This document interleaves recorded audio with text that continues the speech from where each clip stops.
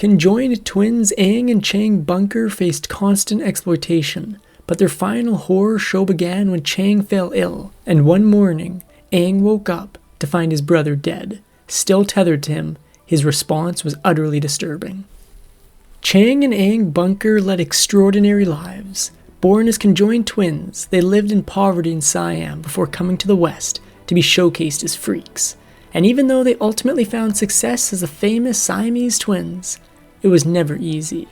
They endured great prejudice, exploitation, and an incredible loss of their bodily autonomy. Still, they eventually found their voices and soared up the American social ladder. But at what cost? As one could imagine, the twins' debut into the world was a bit of a shocker. Chang and Eng were born on May 11, 1811, in Siam, which is now Thailand, to their mother Nok and their father, a Chinese fisherman named Ti. Although their mother claimed that their birth wasn't any more laborious than those of her other children, the sight of the twins reportedly horrified the midwives. Distressingly, both Chang and Eng were connected at their sternums by a band of flesh. Even worse, the band was twisted, forcing the infants into a dangerous face-to-face position. Fortunately, while the midwives were presumably busy staring at each other in confusion, Nok's instincts kicked in, and she did something jaw-dropping. In a move that likely saved the twins' lives, she reportedly untwisted their band, which connected to just one umbilical cord, and repositioned the twins so they could instead lay staring into each other's eyes. Still, there were more challenges to come.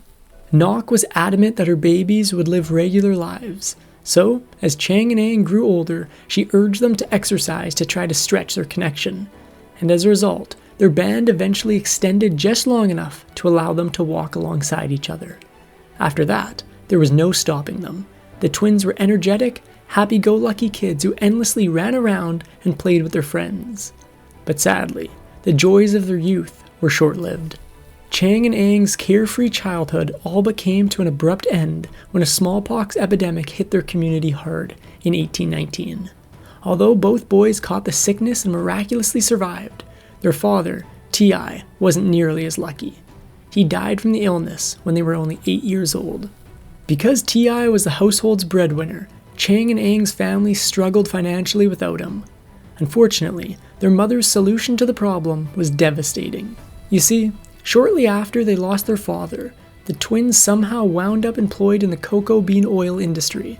But remember, they were just 8 years old when their dad passed, meaning that by today's standards at least, these poor tykes were working as child laborers. After a few years, Chang and Eng abandoned the oil business to help their mother raise ducks for eggs and travel as merchants. Then, a chance encounter changed their prospects forever. While out for a sunset swim in a river in 1824, the twins accidentally scared the pants off a Scottish merchant named Robert Hunter, who was floating in a fishing boat nearby. At first, the wide-eyed merchant assumed he'd just seen some sort of strange animal swimming in the river. However, Robert quickly realized his mistake upon meeting the conjoined twins and discovering that the boys were actually human after all. Then, Robert's previously startled eyes suddenly turned into dollar signs. For Robert, his serendipitous encounter with the conjoined twins must have felt like winning the lottery. Imagine the riches he could fetch with them. Of course, it took Robert almost no effort at all to convince the nearly destitute Chang and Eng of their potential worth. Although Chang and Eng agreed to the too good to be true proposition straight away, the twins weren't the only ones Robert had to persuade, and naturally, Nok didn't want to let her sons go. To help put everyone's minds at ease, Robert proposed that they all sign a contract stating that Chang and Eng's tour would be limited to 5 years. Robert also offered Nok $500 to financially compensate for the loss of income she'd have to endure due to the absence of her twins. It did the trick. Feeling more reassured, they all signed the contract together, and then it was a done deal. Eventually, the king of Siam became aware of Chang and Eng's unique existence and immediately forbade them from leaving the country. However, the reason why isn't clear. According to Robert, the king ordered Chang and Eng to remain in Siam because he ultimately intended to execute them. It took Robert and his American sea captain partner Abel Coffin 5 long years to persuade the monarch. On April 1st, 1829, Chang and Eng, now 17 years old, finally boarded a trading vessel to Boston, Massachusetts. Though the trip was grueling, 138 days to be exact, the twins kept busy along the way by learning English.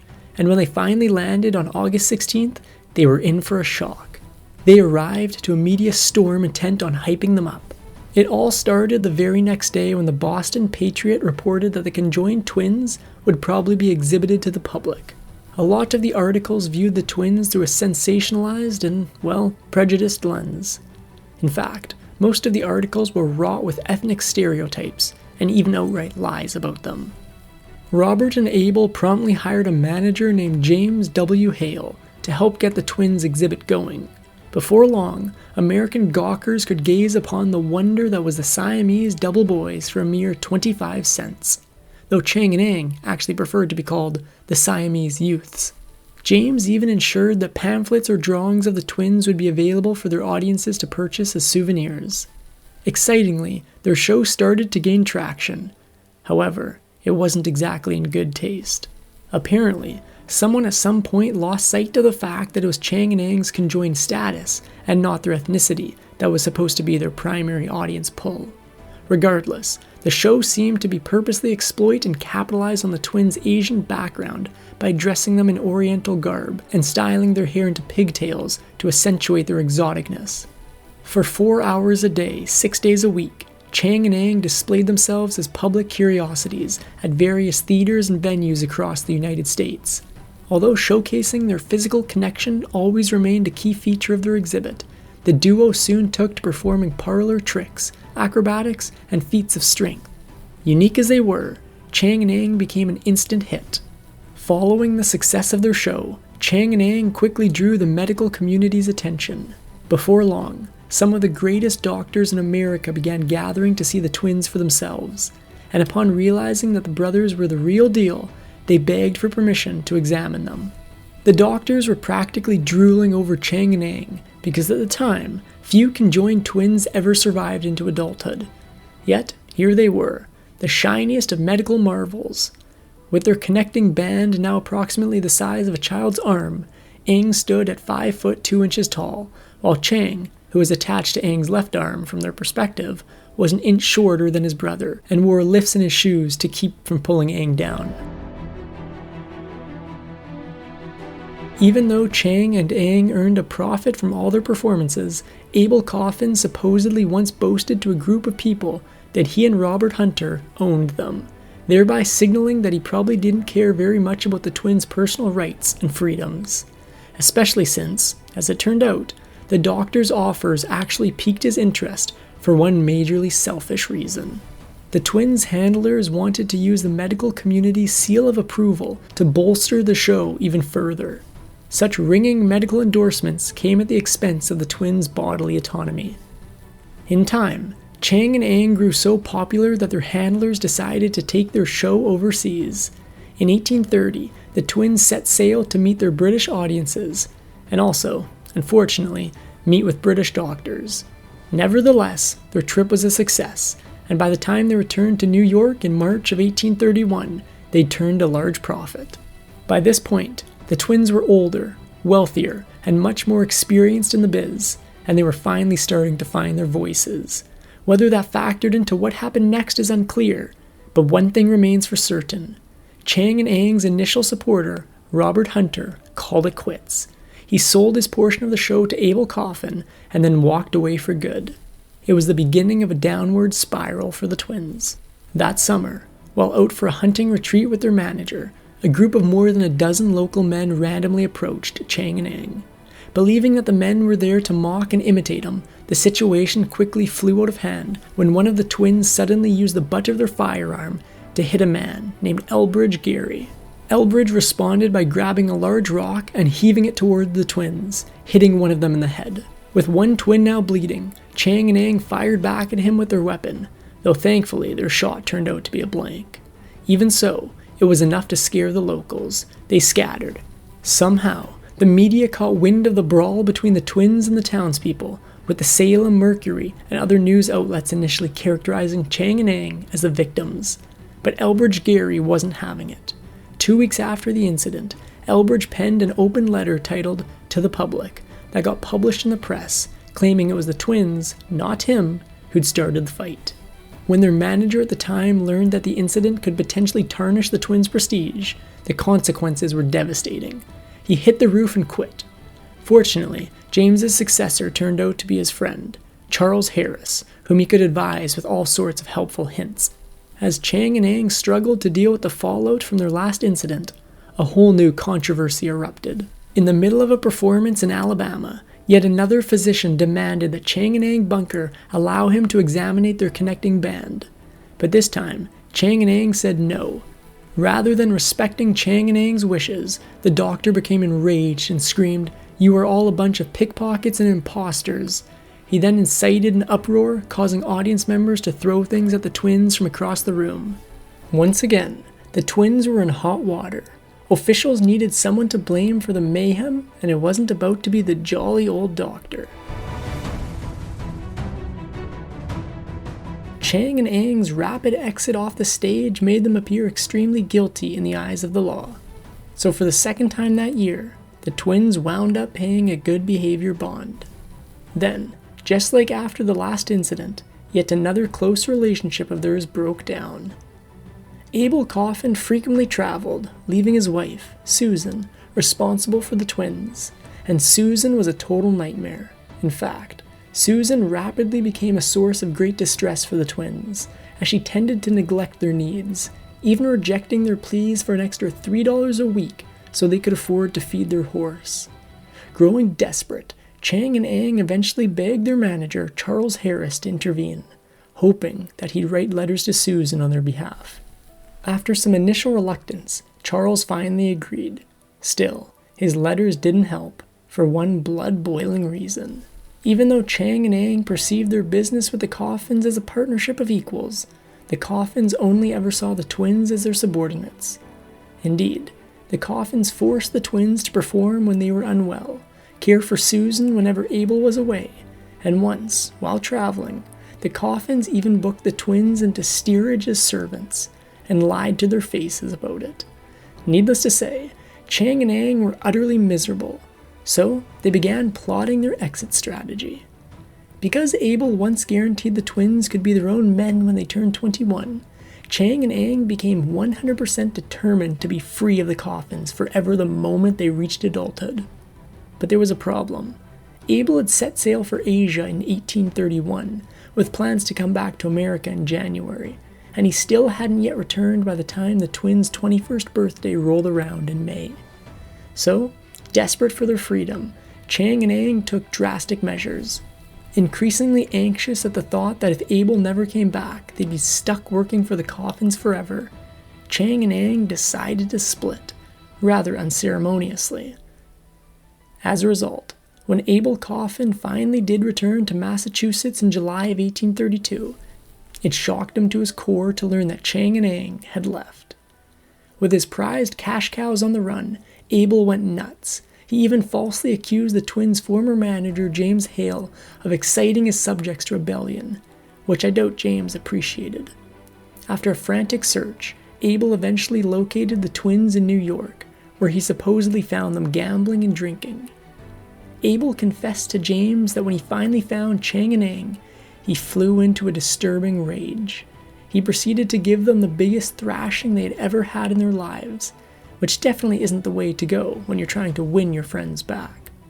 Sure enough, the twins refused to return with Abel. Interestingly, Abel later downplayed the entire encounter with the twins in a letter to his wife, writing, "We had much talk. They seemed to feel themselves quite free from me." And free they were. Now that Chang and Eng had finally regained control of their lives, they could finally run their show the way they wanted. In a bit of a shake-up, they contracted their own crew, began dressing in American attire, and they even took to conversing with their audiences in English. Perhaps most tellingly, they stopped presenting themselves as boys, and instead began referring to themselves as the Siamese Twins. Chang and Eng met their neighbors, the Yates family, shortly after establishing their farm, and their gaze quickly fell on two of the Yates daughters, Sarah and Adelaide. While Sarah was allegedly the simple and more fair one, Adelaide, who excelled in personal beauty, was younger, taller, and thinner than Sarah, and was also said to have more refined taste. To Chang and Eng, it seemed like a match made in heaven. But alas, love can be complicated. The Bunkers' courtship of the Yates sisters was unusually dramatic because both Chang and Eng fell in love with Sarah, tossing poor Adelaide aside to kick rocks.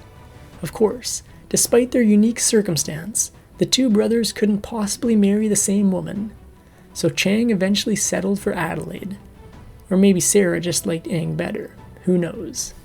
Either way, the twins soon announced their intentions to wed.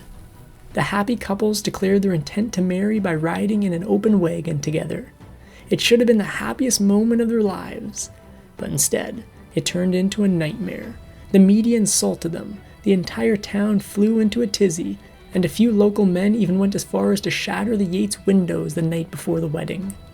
They even threatened to destroy the Yates' crops if Sarah and Adelaide's father refused to manage his daughters.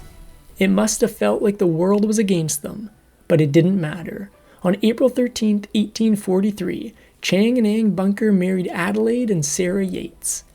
While they all shared a home at first, and a colossal bed, the twins eventually built 2 separate houses for their respective families and traded off between them every 3 days. As a whole, the number of Chang and Eng's children could have filled an entire classroom.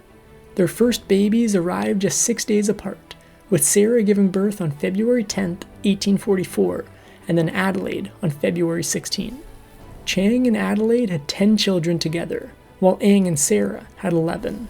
Chang and Eng both had huge families to support, and despite their many business ventures, it started to look more and more like they'd have to come out of their semi-retirement from the exhibition industry. So, the twins resumed touring, and eventually featured their own children in their acts.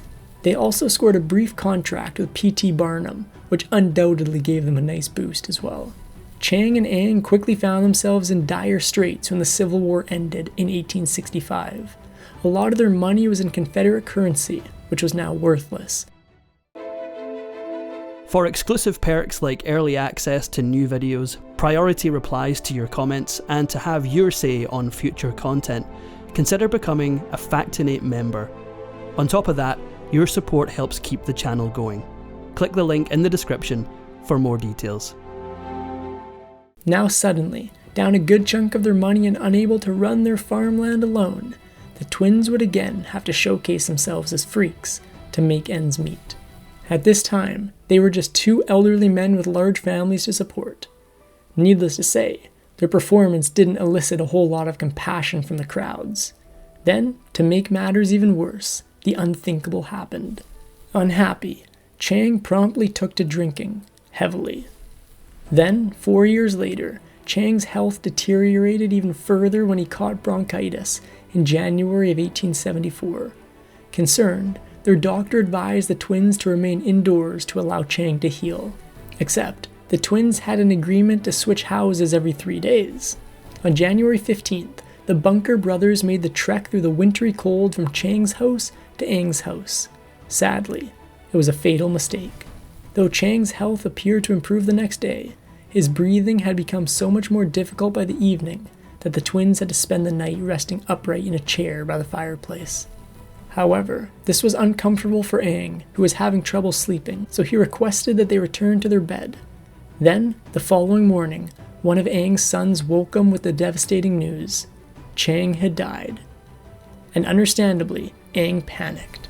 Upon hearing the horrifying news that his twin brother was gone, Eng's response was heartbreaking. He cried, "Then I am going." And for the next hour, he suffered in great agony and misery. He broke into a cold sweat, and at one point, he even moved Chang's body to be closer to him.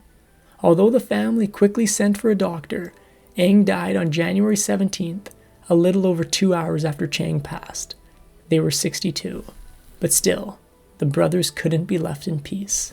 The public demanded an autopsy after learning of Chang and Eng's passing, and the autopsy results, while scientifically fascinating, were also incredibly heartbreaking. While the autopsy results revealed various facts about the twins' condition, including that they shared a liver through their connecting band, they also disclosed what ultimately ended their lives. Distressingly, The examination showed that while Chang passed from a cerebral blood clot, Eng's subsequent demise wasn't actually the result of any physical ailment. Despite alternate theories, Eng likely passed from the brutally intense shock of having his worst nightmare realized, remaining connected to his deceased twin brother. What a horrible way to go. If you enjoyed this Factinate video, give it a thumbs up and subscribe for more incredible stories. Want to say in who we cover next? Join our membership program through the link in the description for exclusive perks. Your support means everything to us. Thanks for watching, and we'll see you in the next one.